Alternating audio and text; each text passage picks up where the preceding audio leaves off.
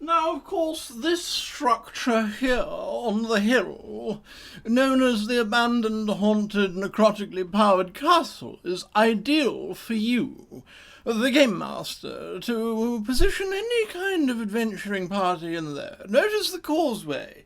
Long bridge, plenty of archery firing down onto it, a nice big monster in the middle of it, and suddenly it's an epic battle over a gorge that just plunges away hundreds of feet onto rocks that have been specifically sharpened just to make sure that that little amount of impact damage from that silly rule system actually kills the target character.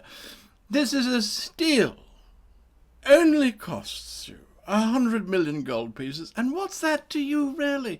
That's jump change. Even comes with a little village. You see, a little village of peasants, all perfectly educated to give just enough away of how to get into the secret access of this castle, but not enough, mind you, to let them overcome the traps and the pits that are inside this amazing structure. Now, just come with me. I'll show you a grand tour of all of the traps and secret doors that you can find within this castle. Come on, let's go. That's right. Come on. I said, come on!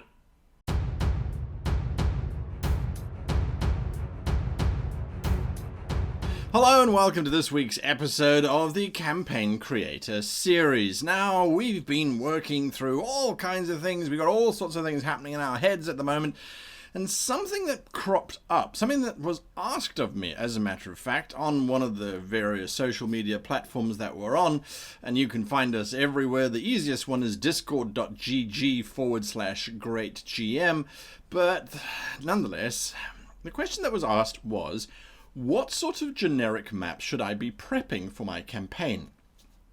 It just so happens that this week's episode of Campaign Creator, we will be doing just that. We're going to be prepping yet another map, so that by the time we're ready to actually start playing, which should be shortly if you're following in the campaign progression, you've got several maps. You've got a hideout castle map for your characters.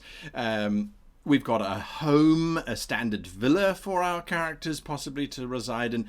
So what's left? What's now left for us to explore? Well, one of the most iconic structures when it comes to ancient Greece, which fits within our general theme, and again, this is something that you should be applying to your campaign process throughout every step, as a matter of fact. One of the most iconic structures when we think of the Greco-Romanesque kind of period are those large columned temples, where it might have been, in the case that comes to mind, the Temple of Zeus, very, very, very famous ruins that you can go and visit, the Parthenon, and the structure was fairly simple, rectangular, sort of shape with a giant statue at the end. You go and you worship. But there are a lot of little sub-rooms and adjunct rooms that we can add in and explore to create this kind of map. So creating a generic temple kind of map would work. However, we are, of course, in the space where we are looking at not specifically gods, we're looking at the circles of influence. So how do we do that? Now, we have also drawn temples in the past, so that's not what I'm looking to do. What I'm looking to do is try and encapsulate, in today's recording anyway, the idea that we bring together the iconic stuff that everyone's going to be expecting based on the setting, based on what you've set out in your primer. They're going to be expecting that kind of stuff, but how do we twist it up? How do we make it work for ourselves? So for that, I'm going to switch over to Dungeon Fog. Of course, Dungeon Fog is the sponsor of today's show. Let me just hit that up straight away. They do sponsor the show, but there's a reason for it. They make awesome battle maps, and that's exactly what we're going to be doing today.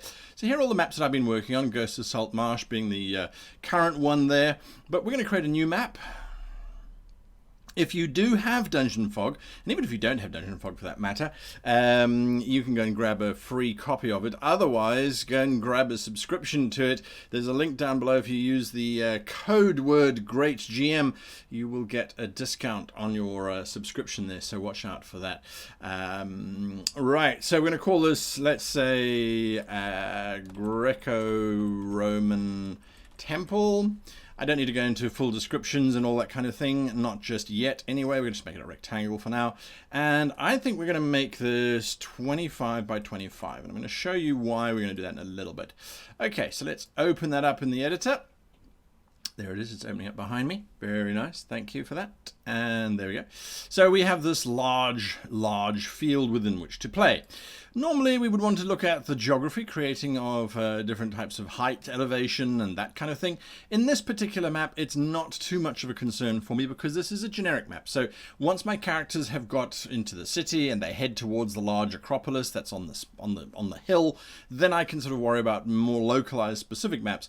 But this is a generic kind of map. So this map is actually going to represent what I think is going to be pretty awesome to have as a generic map. This is going to be a hall of some kind where a judicial process happens. Now, this kind of stuff is going to crop up in your games all the time. Oh, okay, it's the people have been arrested. Well, we need to go and save them. They are being held inside a judicial hall. So it happens, it really does happen all the time that you need these kind of maps. So I'm just busy selecting, and hopefully you can see the whole screen now. I'm just busy selecting my building materials. Again, we wanted to have this kind of yellowish feel, but again, it's not critically important because we can always come back and change it as we so choose at any point in time. We are never ever locked down to a specific. But for now, I think these two textures are going to work. There are so many textures to go through. All I'm going to do is I'm going to come down here. Let me get out of the way. Oh, which way? This way, this way. I'm going to come down here and I'm actually going to change the color of those tiles just a little bit. It's going to be very, very subtle because the tiles are very, very white. So is there any change happening? Yes. Okay. So there is, I slide up and down. You can see that that's changing. I'm going to punch up the saturation. I don't know if there's any color in this tile actually. So there it's a little bit greener, a little bit more orange. I'm not feeling much of a color change. That's what happens when you work with white marble. So you know what, we're going to stick with it as it is. Doesn't really matter. I'm just going to colorize it and then turn that back off again. So resetting it. Nice little shortcut there. Okay, we're going to start working with this. Our scale is invariably set to 100%. I kind of find that 200% or 150 works better for these kinds of maps. I don't know. That's just me. Okay, so we're going to go to zoom and we're going to zoom out to 50% so we can see the full extent of this thing. All right, fundamental layout is a rectangle. So I need to give myself some space there. I need to give myself some space there. So let's go 5, 10, 15, 20, 25, 30, 35, 40, 45, 50 feet. This is 50 foot wide. And then we're just going to come all the way down here. Let's do some easy maths there. And then we come across to there and then back up to there. There's our main hall.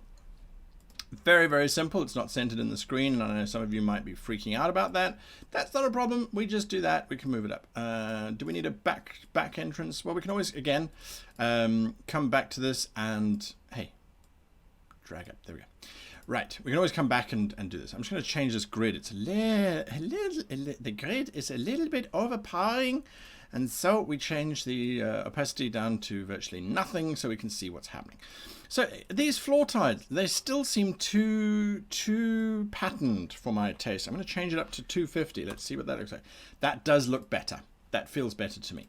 Are the walls thick enough? Maybe not. Let's thicken up those walls. Let's make them 8. That gives them more gravitas, as they are the central structures. Right. The important thing when designing a space of significance and power is the entire thing must exude that. It must feel as if there is this is massive, this is huge, this is something that's absolutely, we've never seen anything like this before. There's so much power and majesty in this space. It really is significant. And that's exactly what they did in ancient Roman times and then the Grecian times, and as a matter of fact, right up until today, the present day. Giant corporations, I should say, they don't have little offices in a little back somewhere. They build a gigantic building to show off how powerful they are. So yeah, we're going to continue with that sort of building scheme in mind. So that's our central space, and that's where the marble gets used predominantly, especially that kind of floor tile. We're now going to change it up because we're going to do all of the auxiliary offices that sit around it, and I think that they would have a little bit less of a large sort of stonework like that. The walls will still be made out of the same thing. I mean, when you're paying for marble, if you've 1 extra room, 2 extra rooms is not going to break the bank. What's important is that we then look at it and we say, okay, so this is our central structure. It's going to have columns running all the way around it, so it looks all very grand and spectacular. But we do need some administrative rooms, some administrative spaces. And more importantly, we need some spaces for our PCs to be able to get into this structure unseen, as well as to be able to have a little bit of an exploration and a little bit of a discovery of what's going on.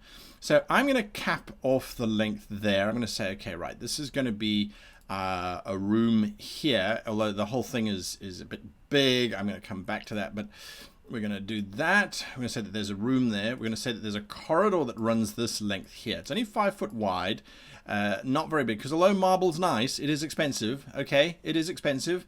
So we need to think about that. We can't break the shape. We can't break the shape. Priest says we can't break the shape. But we kind of need to, because otherwise we're going to have this really weird shaped room. So we're not breaking the shape. We're just going to change the shape of the temple itself. It's just got bigger. Look at that. Fantastic. The gods are going to be super happy with us because it's now so big. Look at that. It's just amazing. Okay. Now this room here, I'm going to come in here and just executive cut it up into smaller pieces so that I've got 2 rooms there. Because remember, we want people to be able to explore and discover. And so they need different types of rooms to be able to do that in. Okay, so that's great. They can now get in through there, and there's a corridor. There's doubtlessly there will be a door on that side. We then come over to this side of the temple. We want symmetry. That's the name of the game, symmetry.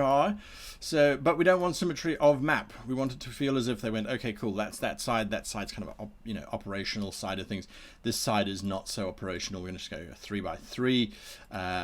Okay, that's perfect. And then this is going to be a little secret 5 by 15 foot little room thing. Maybe that's where we hide the various items or relics that are going to be used in this structure. We're going to have a little corridor out here that leads to the outside, and then this room here. How do we get into there?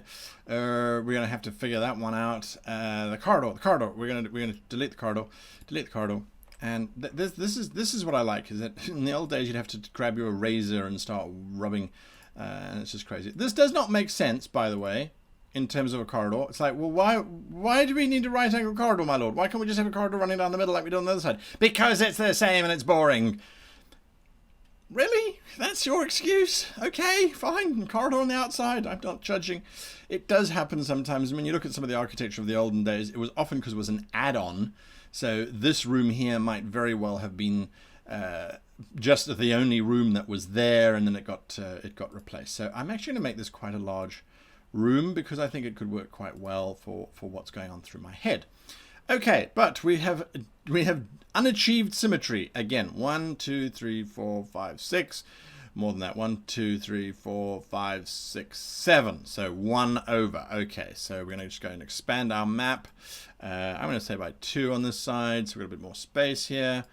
And then that means this room now opens out. So we have our symmetry, which is very important for us to have. We can have this little gap in here, I think. Would they do that? No. We like it. Okay, then finally the last thing we need to do is just need to put a curtain around this whole thing. Various names from various things. A porch, a veranda is another name for the structure. I'm going to just drop in here. Whatever you want to call it. It is the outer corridor of the building, or the outer curtain of the building, where we're going to put in our impressive statues now, or columns I should say. Now this does not get walls. You have no walls. You are wall-less. You are simply a skirting wall, skirting structure I should say. Now again, I probably should have done that beforehand, because we're going to select this and just change it back to the stone that we were using. This one here. Okay, how does that look? It was 250, I think. That one was on. Yes, it was. Okay, great. So there we go. Then I'm going to go into my stack, because if you can see here, the wall, if you look behind me, the wall here seems to be cut out. And that's simply because of the way that that all of the rooms have been stacked. So because this is an outside room, I'm going to send it all the way down to the bottom, and look, that wall suddenly comes back. And now it does look like it's a curtain, sort of an outside kind of space, which is exactly what we want. I'm going to again increase our map size by, let's just say 2. You don't have to go. Oh, I'm going to increase it by 20. Don't little steps. Build as much as you need, and then move forward. That's what I often find out. So already we've got a rather interesting space for our adventurers to come and play in if they are going to come to this place. We can now fill it up. What have we got to do? We've got to put in doors. Doors, obviously, very important to put in doors. And we've got so many new doors to play with here. Big archways, which is nice. Double doors, which is always fun. I'm going to add in another wall quickly. I'm just going to add in another wall quickly because I think that is what they would do. I kind of get the feeling that wall makes sense there. So you've got the central prayer space or control space or judicial space as in our case, and then you have this space at the back which is possibly more for a leader, a magistrate of some kind, and then here would be a holding space or a holding cell, or again, it's entirely up to us as to what is going to be there, but I feel that it just gives us a little bit more space to play with, a little bit more interesting rooms to play in. Now, because I just did a straight line, I went forward and back and forward and forward and back and forward to make the walls. These walls, this floor is still part of the same space. Is it critical? Not critical. It's just Dungeon Fog will work with it in a slightly different way, and we might see that a little bit later on. Okay, so let's put in some doors. Let's put in some nice big doors. Archway double doors. Yes, we like that. Archway double doors ajar. That's even better. Okay, so where's our center line? There's our center line over there. So we've got double doors there. I suspect we would probably have 3 double doors, 3 entrances leading into the space. So it's a grand entrance. Come in. And then I would go so far as to say that we would probably have ones on either side. So you can come in or you can come in from the side. So it's this big airy space. And I think that's one of the important things about Greco-Roman design is that lots of columns. So we're going to add in columns. Lots of columns, lots of height. They like to go up as far as they could. The Romans were the first ones to build skyscrapers, 4, 5, 6, 7-story high structures using their Roman arch technology. It's why it's called a Romanesque arch. Romanesque, obviously coming from the Romans who designed it. So they tried to build as high as they possibly could, and developed a whole bunch of really cool technology to do so. So we're going to try and emulate that, so hence lots of doors. No more double doors on the inside, I don't think. We've got enough there, so we're going to go to single doors now. I like to use the slightly open door, even if it's closed, simply because it's an easy shorthand when I'm looking at the map that it sticks out. And I go, oh yeah, it's sticking out. Okay, cool. It must be it's a doorway. It's accessible, etc., etc., etc. Okay, so from here, they would come in there. They would come in there. There'd be a door there. And again, you can also change it up as to which doors you use. You know, some can be open, some can be closed. It really doesn't matter. Okay, and then we're going to have a door here. And then I'm actually going to put a door there because it does make sense in my head that you can sort of sneak out the back. And then as you're walking in, this is just sort of the architect in me going, okay, you'd have 2 doors there. This is quite a large space. I'm surprised we didn't split this one up. Not a problem though. Let's roll with it. Let's take it as is. You don't want doors opposite each other. That's very bad design, because if someone opens the door and someone closes the door, there's a draft and it does all sorts of silly things. We'll put it there for now. No particular reason. Okay, and so then we need a door here because you need to be able to access. Okay, fine. We adored, my lord. Okay, now we can put in some columns. Columns come from the fantasy session. It's a new one that was added recently if you haven't been back to Dungeon Fog for a while. Column A. I will have all of column A and none of column B, if you please. Before we do columns, I'm just going to go here and increase my grid and change the color. Something that's a little bit more noticeable. There we go. This is because when placing columns, one always wants columns to be in lines. Otherwise it looks very weird. And we don't want that. So starting at the back door, Column A, column B. I really don't like those doors being so close to the columns. So I can tell you now, we're going to move those columns up. Try and get them sort of centered. There we go. Thank you. Sort of centered. There. Right. That's better. Now we can carry on coloring. So if it's 5 foot, we probably... Is that too far? I think that's better. It doesn't look as cluttered. Doesn't look as cluttered to my mind. There's enough of a gap behind them that the characters can slip behind. Maybe. We might have to relook at that. We might have to relook at that. So we're going to come back to that in a little bit. Got lucky there with the doors. And pure luck that the columns fit in there perfectly like that. So I think that works quite well. Then on the outside, ironically, this is what they used to do, was they didn't offset them, which was a little irritating. But in our case, it's perfect because it allows our columns to line up quite nicely. Right, so we've got all these columns all over the place. Then we would have probably one here, definitely one here, and that would be it. So there's our columns, lots and lots and lots and lots of columns. We could go to each one of these, I suppose, if we wanted to. No, select it. If we go to each one, we could change its size slightly. Maybe I should have done that. I certainly should have done that first. Okay, that's what we're going to do because I think it's going to look better. We're going to change sizes. There we go. I should be on a break right now. Typical. Turned everything else off to avoid those bings and beeps and blops, and you forget about the one thing that's supposed to tell you to stop working. Right, so column A, we're going to select column, and we're going to scale it, I think 80% will still give us the grandeur that we were hoping for, but will give us a little bit more clearance and a little bit more of a differentiator from the columns outside. And just pop those in. Now I hope, what did I do? Wrong place. I hope that while I'm doing this, you're busy building your own map, so that by the end of the video, you kind of got to walk away going, hey, look, I've got my map. It's really cool. Right. Columns are sorted. It's kind of given us a nice sense of scale. There's one last curtain that I want to put down here. I've just realized it is missing, and in its absenteeism, it hurts me. So I'm going to just do this. I'm going to cheat. I'm just going to be lazy.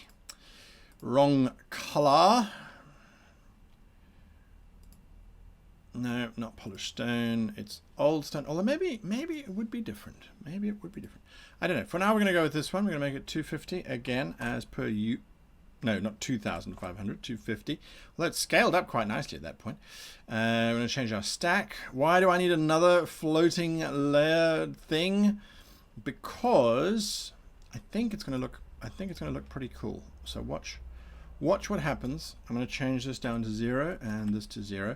Now notice we don't have a strong separation between this room and that room. So the reason for that is just color differentiation. So if I drop this down 2 grades, suddenly we get separation of color. Oh, okay, cool. So we can see the different layers. And I think that this is even too wide, but I need to check because we need stairs. Stairs always add a sense of grandeur. Where the hell are my stairs? They're under the category of stairs. So here are my stairs, but I'm not going to use these stairs, as a matter of fact. I'm going to go to Victorian. I'm going to choose these stairs because I quite like these stairs. I'm going to need a lot of stairs. It's not a problem. So, oh, stairs. Oh, that's what's taking up all my screen space. Right, so stairs it is. Are these going the right way? No, they're not. I need to rotate it around. Holding down Shift and scrolling with your mouse wheel rotates stuff. I think my doors are off center. Is that right? Are they off center? That would be absolutely horrid. Okay, so we're going to do a stair every 5 feet, and you're going to see why in a little bit. Remember, I was telling you it's all about grandeur, as well as providing players the opportunity of being able to get into the structure. So how do we do that? Well, importantly, we give them the opportunity to hide. I'm going to come around to this side. This starts to give you a sense of the scale of the structure as well, by the way. Stairs, you kind of look at them and you go, okay, well, those are 3 stairs, 4, 5 stairs, so that's about that high. Okay, so this is a big space. Right, and I'm going to come back to this structure here and just knock it back. I don't think it needs to be all the way out. Oi. Come here.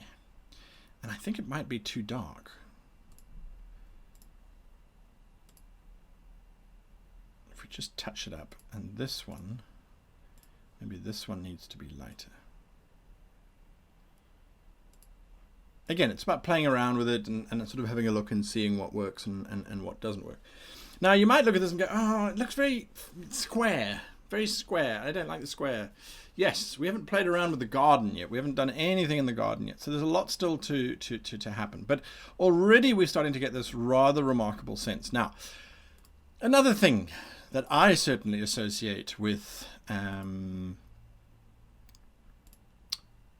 Greco-Roman time period, sorry, brain was flat, it was trying to think of two things at the same time, is statues. And we've got lots and lots and lots of statues to think about, and I'm looking in completely the wrong space because it's actually all an outdoor. I don't know if these statues will work.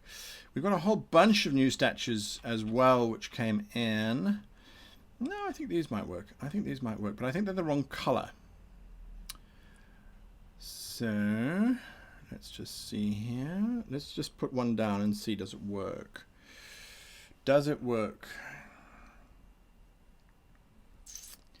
Doesn't blow my hair back. Doesn't blow my hair back, I must admit. Let's see. What else have we got? Victorian? No, let's go to flavor. Under flavor, if we go to the desert, I think the desert has got my favorite. Well, it's the Sphinx. Jungle? Was it jungle? Maybe it was jungle. No, it wasn't jungle. Jungle had steps, which I liked. Big steps too, which we could have used if we wanted to. The church is where it was. The church is where it was. So we could either do alternating statues of different sort of heroes, I suppose you could call them, to sit between these columns. Or there is a lion statue, which I particularly like. I'm always very partial to the royal lion, just because it's such a nice shape, and it breaks out of this shape as well. Now, one of the big problems is the moment that I place this down, if you have a look there, you see it's disappearing. So if I were to put down lions everywhere.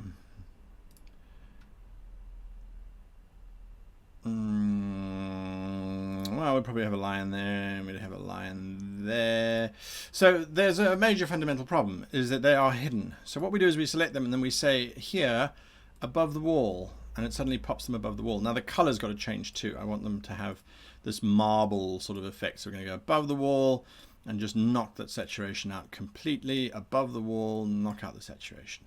So we get this sense that there is these guardian lions, or whatever statue you might so choose. I mean, it's your temple. You can do as you like.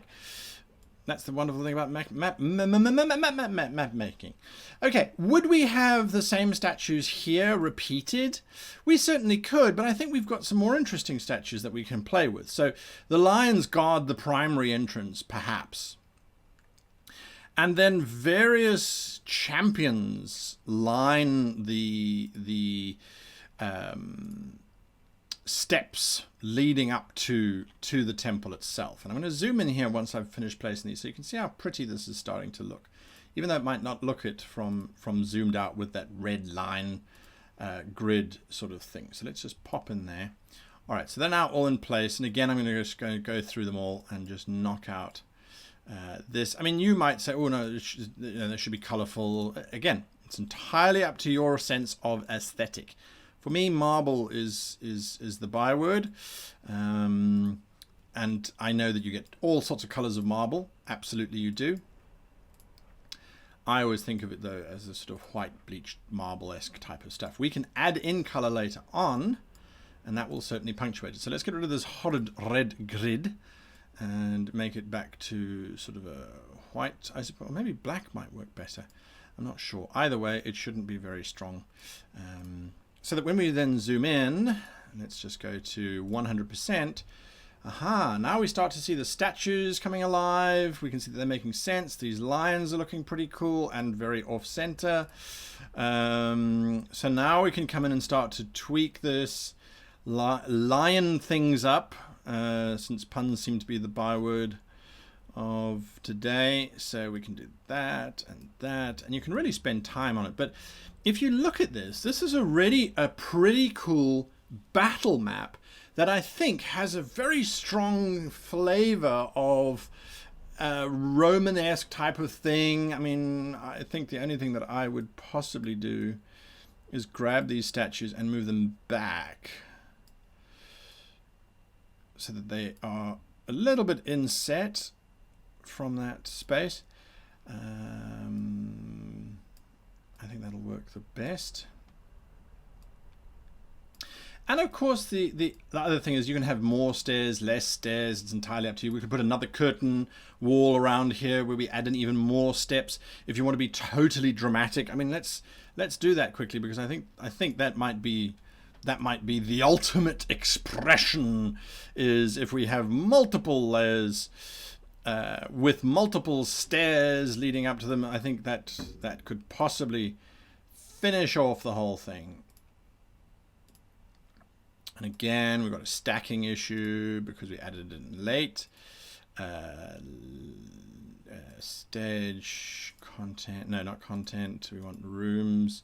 This room we drag all the way down to the bottom.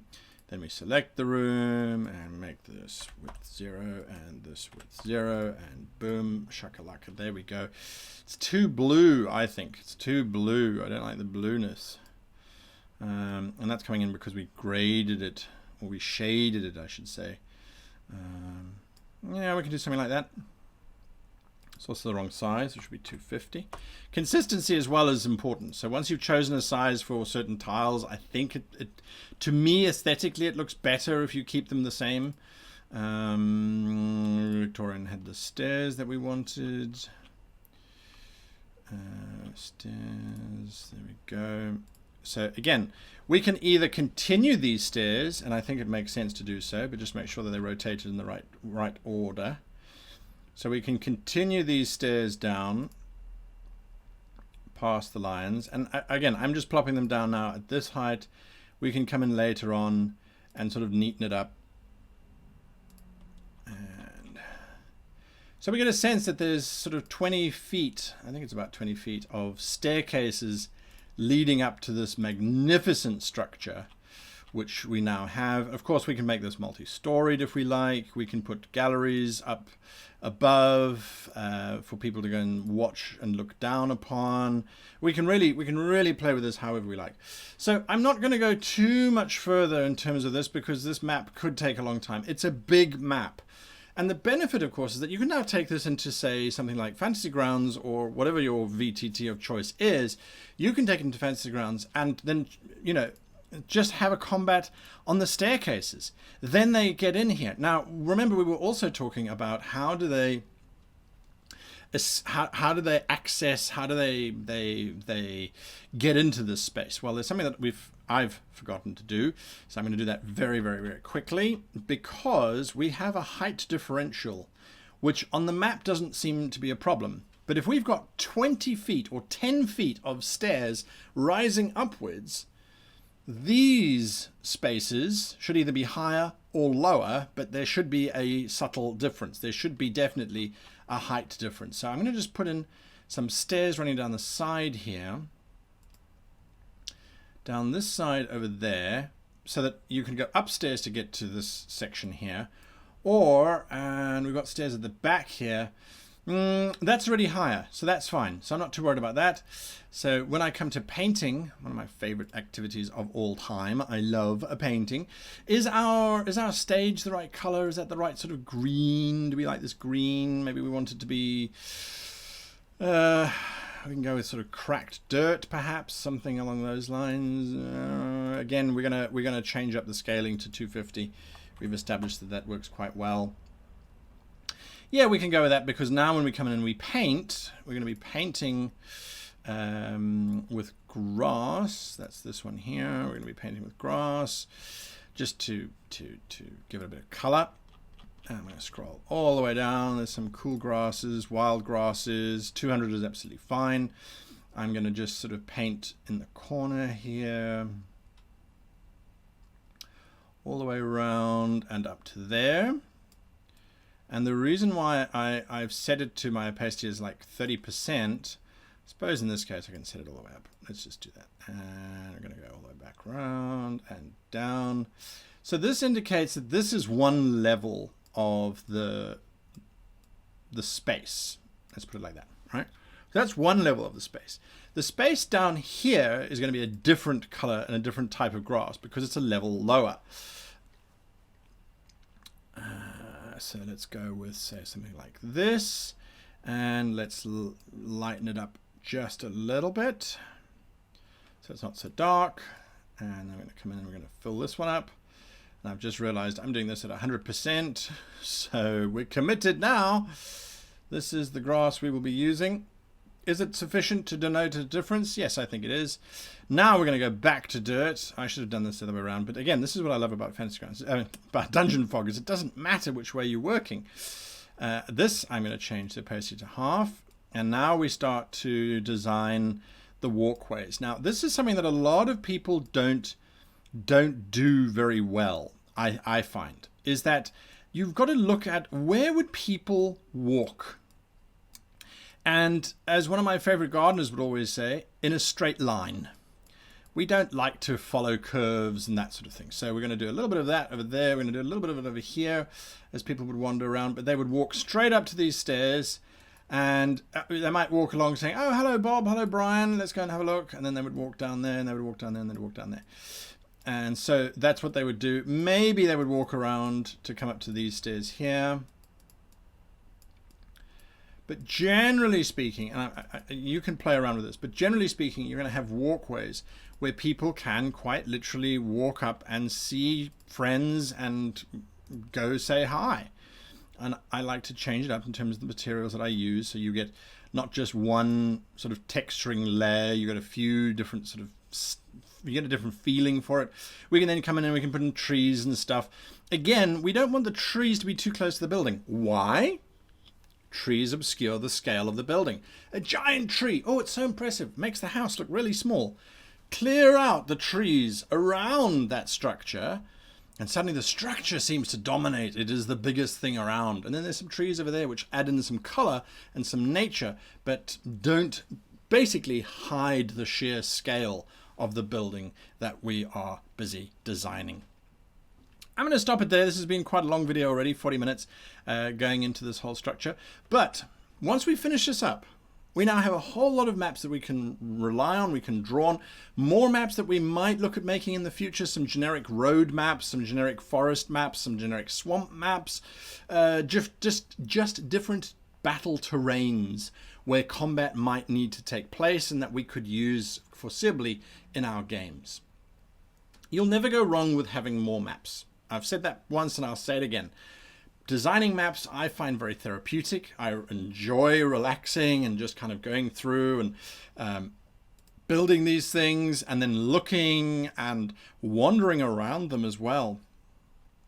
Just walking around and going, wow, this must be so spectacular to see this pathway leading up here, and then there are these giant doors, and there's this and there's that.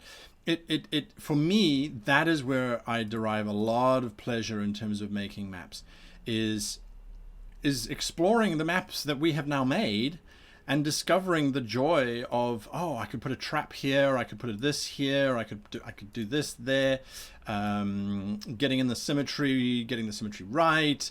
You know, it really is a pleasure to work on these maps and to come back and work on them later on and say, oh, well, I could do this better, I could do that better, let's tweak this. Come on. Oh, if I hold shift, it doesn't lock to grid. Or does it lock? It locks to grid, I think. There we go. That's sorted. Yeah, so I encourage you, make maps. As a dungeon master, if you are making maps as a game master, you cannot go wrong with having a familiarity with your locale. You simply cannot go wrong.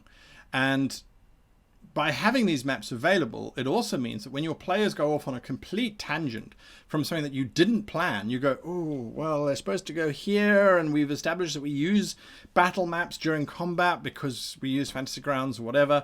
I really should have you now have a map.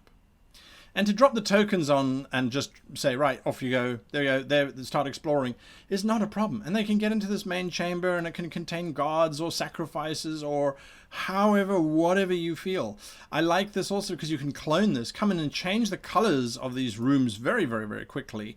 And it goes from being a happy, light temple to a dark, foreboding space of sacrifice and death and destruction. I should save before I carry on. Until next time, however, I want to say thank you to Dungeon Fog for sponsoring today's video, as well as to you guys for watching along and taking part and participating and suggesting these awesome ideas. And I'm going to stop myself right there because there's a statue that's out of alignment. And there we go. So until next time, I wish you and yours the very happiest of map making.